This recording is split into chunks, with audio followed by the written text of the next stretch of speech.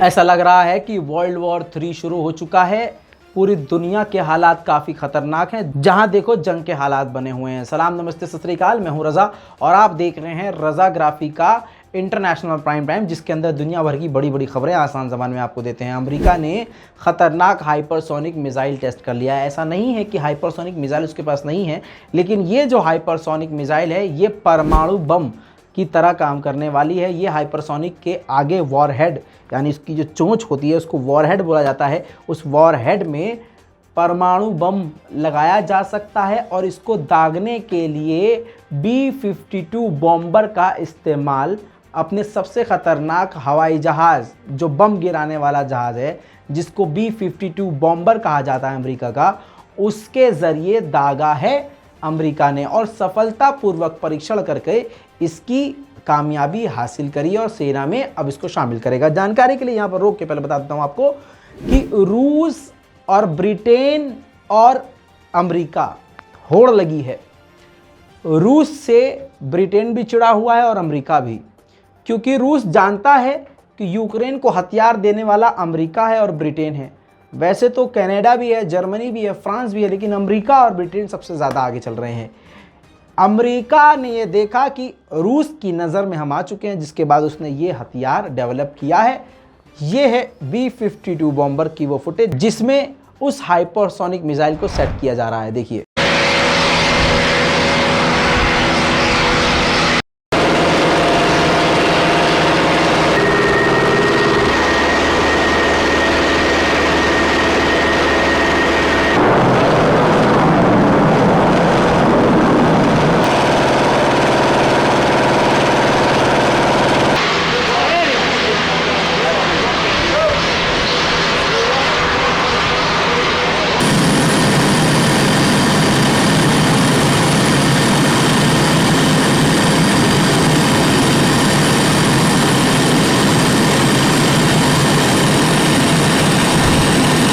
ये अमेरिका के लिए बड़ी कामयाबी है। क्यों? क्योंकि ये 3 बार टेस्ट किया था, तीनों बार टेस्ट फेल हो गया अमेरिका का। ये चौथी बार था जिसमें कामयाबी अमेरिका को हासिल हुई है।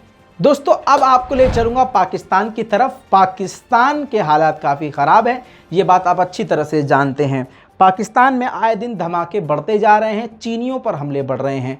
ऐसे में चीन भी पाकिस्तान से नाराज़ था। शहबाज शरीफ की सरकार ने, यानी खुद शहबाज शरीफ ने चीन के प्रेसिडेंट से खुद फ़ोन पर बातचीत करी और उनको भरोसा दिलाया कि पाकिस्तान उनके लिए सेफ़ है और हम उनकी, यानी चीनियों की गारंटी लेते हैं कि उनकी सुरक्षा का हम पूरा ध्यान रखेंगे। इन सभी के बीच में ये सब बोल ही रहे थे। ये सब बातचीत के बाद कुछ ही घंटों के बाद फिर से पाकिस्तान में बड़ा धमाका हो गया। जानकारी के लिए बता दूं कि पाकिस्तान के ऐरे गहरे जगह पर यह धमाका नहीं, पाकिस्तान की राजधानी कराची में ये सेंटर में धमाका हुआ, जिस धमाके में 1 की मौत और 11 बुरी तरह से घायल हैं। यानी शहबाज शरीफ अभी चीन को ये सफाई दे रहे थे कि पाकिस्तान सेफ है और उसी वक्त दूसरी तरफ राजधानी में धमाका हो गया।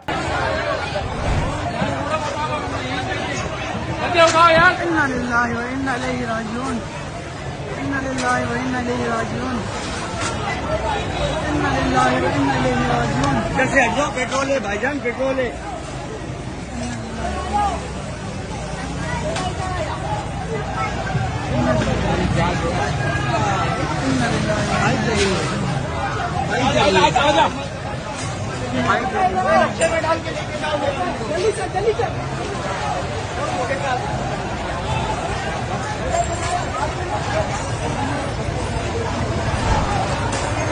दोस्तों, आपको बता दूं कि ऑस्ट्रेलिया के डिफेंस मिनिस्टर ने चीन से नाराज़गी जताते हुए सीधा सीधा कहा है कि चीन ने जो युद्धपोत हमारी सीमा के अंदर भेजा था वो काफ़ी गलत हरकत है, वो हमारी सीमा का उल्लंघन है और अंतर्राष्ट्रीय कानून का उल्लंघन है। ये हमें सीधा धमकी है और ये हम बर्दाश्त नहीं करेंगे। पाकिस्तान के पूर्व प्रधानमंत्री इमरान खान ने जब ये बात कही कि उनकी जान को खतरा है, तो पाकिस्तान की इस नई सरकार ने उनके लिए अच्छा काम ये किया कि उनकी सिक्योरिटी को 3 गुना ज़्यादा बढ़ा दिया है। दोस्तों, एक सोमालिया कंट्री है, उस कंट्री में ट्रंप के शासन के दौरान सोमालिया में अमेरिका की सेना मौजूद थी जो कि वहाँ के आतंकवादियों को जवाब देती थी और आतंकवादियों से लड़ती थी। अब डोनाल्ड ट्रंप ने उन सेना को वापस बुला लिया था अपनी सरकार के रहते हुए। अब बाइडेन प्रशासन की सरकार ने फिर से फैसला किया है कि वो सोमालिया दोबारा से अमेरिकी सैनिकों को भेजेंगे जो कि वहाँ के ग्रुप से लड़ेंगे और वहाँ की सरकार की रक्षा करेंगे। दोस्तों, बड़ी खबर अब आपको मैं हिजबुल्लाह की तरफ से देना चाह रहा हूँ। हिजबुल्लाह के लिए और हिजबुल्लाह हसन नसरुल्लाह के चाहने वालों के लिए ये काफ़ी बुरी खबर है। आपको बताऊं, हसन नसरुल्लाह यानी हिजबुल्लाह को सपोर्ट करने वाला ईरान है और ये शिया समुदाय से जुड़े हुए ग्रुप हैं। जानकारी के लिए बता दूं कि लेबनान में चुनाव चल रहा है। दुनिया भर से लेबनान के लोग अलग अलग जगह से ऑनलाइन वोटिंग भी कर रहे हैं और जो लोग वहाँ मौजूद हैं लेबनान में फिजिकल वोटिंग वो कर रहे हैं, उनकी अपनी एक प्रक्रिया है। लेकिन मेन बात दोस्तों ये है कि ये जो हसन नसरुल्लाह हैं, इनके लिए बुरी खबर है कि ये चुनाव में हार रहे हैं, इनके खिलाफ वोट पड़ रहे हैं और जनता इनके खिलाफ हैं और ये अंदाज़ा लगाया जा रहा है कि हसन नसरुल्लाह यानी हिजबुल्लाह इस बार चुनाव में बुरी तरह से हारेंगे। दोस्तों, श्रीलंका ने हिजाब बैन किया, श्रीलंका ने मुसलमानों को मारा, श्रीलंका ने बुर्खा बैन किया था, श्रीलंका ने अल्पसंख्यकों को परेशान किया था और तो और एक बात और ऐड करना चाहता हूँ, कोरोना के दौरान मुसलमानों के जनाजों को जलाने के लिए मजबूर किया था, दफनाने भी नहीं दिया था। आज उसी श्रीलंका की बर्बादी का हाल ये है कि नया जो प्रधानमंत्री आया है इसने कम से कम अब दुनिया के सामने सच बोलकर क्लियर कट घोषित कर दिया है कि श्रीलंका बर्बाद हो चुका है। श्रीलंका के पास एक बूंद भी अब पेट्रोल नहीं बचा है। इसे कहते हैं दोस्तों ऊपर वाले की लाठी में आवाज़। अब वहाँ कर लो मंदिर मस्जिद। दूसरी तरफ लीबिया में फिर से बवाल शुरू हो गया है। जनता और गवर्नमेंट आमने सामने हो गई है। जनता में भी कई प्रकार के अलग अलग ग्रुप बन चुके हैं और ये लीबिया फिर से बर्बादी के रास्ते पर जा रहा है। मामला इतना ख़राब है कि हथियारों का इस्तेमाल एक दूसरे के लिए सरकार और जनता कर रही है। गोलीबारी की आवाज़ खुद ही सुन लीजिए।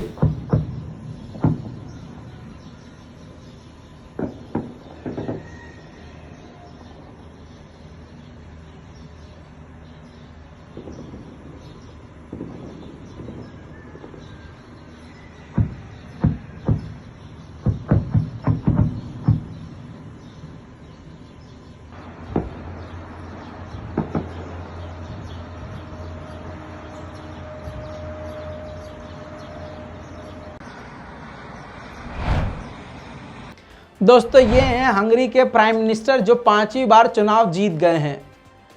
बहुत बड़ी उम्मीद दे दी ससुरे ने, बहुत बड़ी उम्मीद दे दी। भाजपा हम जब ये जीत सकता है तो हम क्यों नहीं, हम तो मंदिर मस्जिद भी कर रहे हैं। हाँ, नॉर्थ कोरिया के हालात काफ़ी ख़राब हैं। कोरोना बढ़ता जा रहा है, इतना बढ़ चुका है कि नॉर्थ कोरिया ने एरिया को सील करना शुरू कर दिया है और अपने एयरक्राफ्ट को चाइना भेज दिया है मेडिकल हेल्प के लिए। आपको बता दूं कि चीन की नज़र इराक के तेल के कुओं पर है।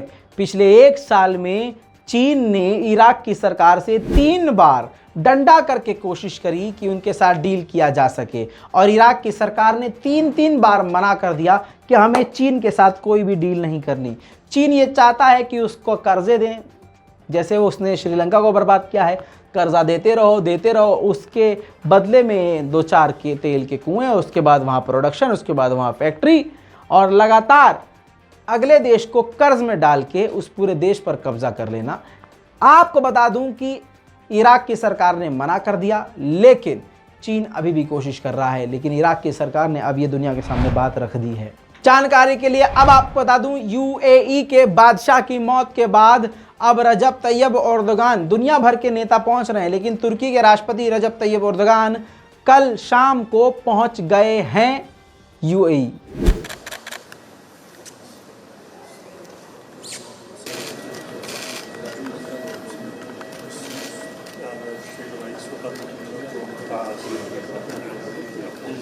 एक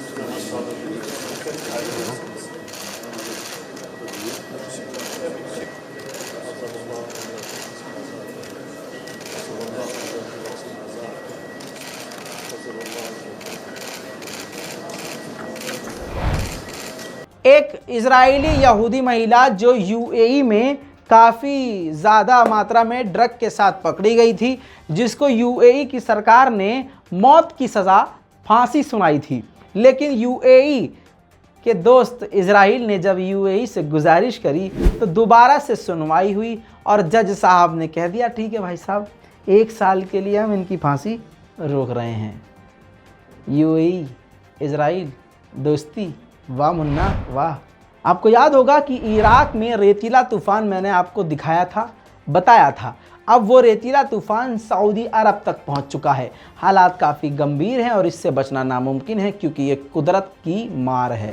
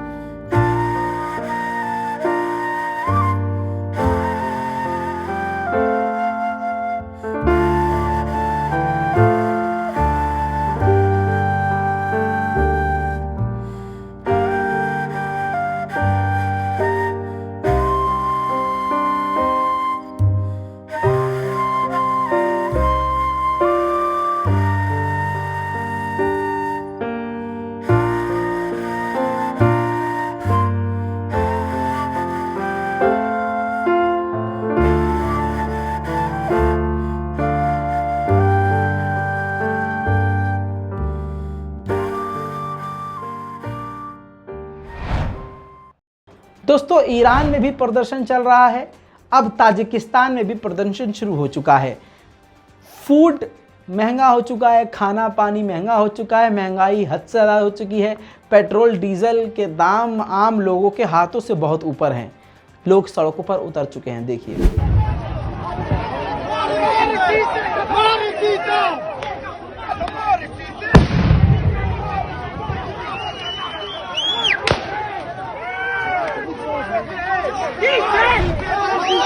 दोस्तों, तालिबान ने एक बड़ा ही ख़तरनाक फ़ैसला लिया जिसके खिलाफ फिर से दुनिया भर में आवाज़ उठना शुरू हो चुकी है। दुनिया भर में हर जगह, हर देश में ह्यूमन राइट ऑर्गेनाइजेशन के दफ्तर मौजूद हैं जहां पर इंसानियत के लिए आवाज़ उठाई जाती है। जो इंसान और मनुष्य के जीवन के लिए हर इंसान के जो बेसिक नीड और फंडामेंटल राइट्स हैं वो दिए जाते हैं और दिलवाए जाते हैं और उस पर नज़र रखी जाती है कि किसी के साथ गलत ना हो रहा हो। ऐसे दफ्तर, ऐसी संस्थाएं हर देश में ह्यूमन राइट की मौजूद हैं। लेकिन अब तालिबान की सरकार ने अफ़गानिस्तान में ह्यूमन राइट ऑर्गेनाइजेशन के दफ्तर को बंद करवा दिया है और कहा है कि इसकी यहाँ ज़रूरत नहीं है। दोस्तों, इसी के साथ बड़ी जानकारी है भारत से। भारत के लिए गौरव की बात, भारत के लिए काफ़ी खुशी की बात, भारत ने अपनी ताकत को बढ़ा लिया है। समुद्र में चीन की हरकतों को देखने के बाद अपने 2 युद्धपोत का उद्घाटन कर दिया है। भारत के रक्षा मंत्री राजनाथ सिंह ने मुंबई पोर्ट से इसका उद्घाटन किया और देश को बताया कि भारतीय नेवी काफ़ी मजबूत है, इसमें कोई दो राय नहीं है। 2 हमारे अब युद्धपोत हैं समुद्र में, एक का नाम है सूरत और दूसरे का नाम उदयगिरी है। देखिए उसकी खास झलक।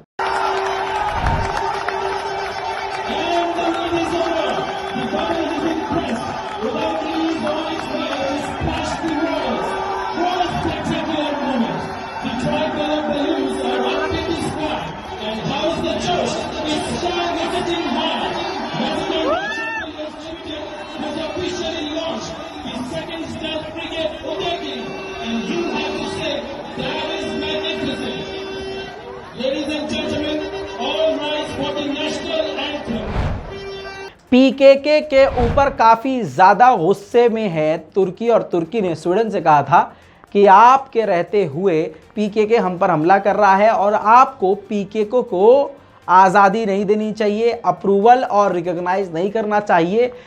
तुर्की की ऐसी धमकियों के बाद स्वीडन ने पीकेके के लीडरों से बातचीत करी है कि तुर्की पर हमले करने से बचें। दोस्तों, ये थी दुनिया की बड़ी बड़ी खबरें। इन पूरी रिपोर्ट्स के बारे में आपकी क्या राय है? अपनी राय कमेंट में ज़रूर लिखिएगा, रिपोर्ट को शेयर कीजिएगा। और एक बात और बताऊं, अगर आप चाहते हैं, मैं क्या करता हूं, मैं 10 खबर को 20 खबर को एक ही रिपोर्ट में डाल देता हूं, तो वो 14 से 15 मिनट की 20 मिनट की होती है। अगर आप चाहते हैं कि एक रिपोर्ट में एक खबर हो और दिन भर में मैं आपको 20 वीडियो अपलोड कर करके बताऊं, तो आप वो बताइए। हालांकि वो तरीका सही नहीं है, मेरा तो उसमें फ़ायदा होगा, लेकिन नुकसान आपका ये होगा कि आपको हर 5 मिनट में देखना पड़ेगा। इसलिए हमारी ये कोशिश होती है कि एक ही रिपोर्ट के अंदर सारी बड़ी खबरें डाल दें, ताकि आप लंच करें, डिनर करें, या रात को फ्री होके बैठें, या फिर आपके माता पिता जब आप घर जाएं तो कहते बेटा रज़ाग्राफ़ी लगा दो, दुनिया भर की खबर देख ले एक बार एक ही क्लिक पे। तो हम हर वर्ग को सोच के इस तरह का हमने अपना सिस्टम बनाया है। लेकिन फिर भी अगर आप कोई चेंज चाहते हैं तो नीचे कमेंट कर सकते हैं। दुआओं में याद रखिए, रिपोर्ट को शेयर कीजिए। मैं हूं रज़ा और आप देख रहे हैं रज़ाग्राफ़ी। जय हिंद।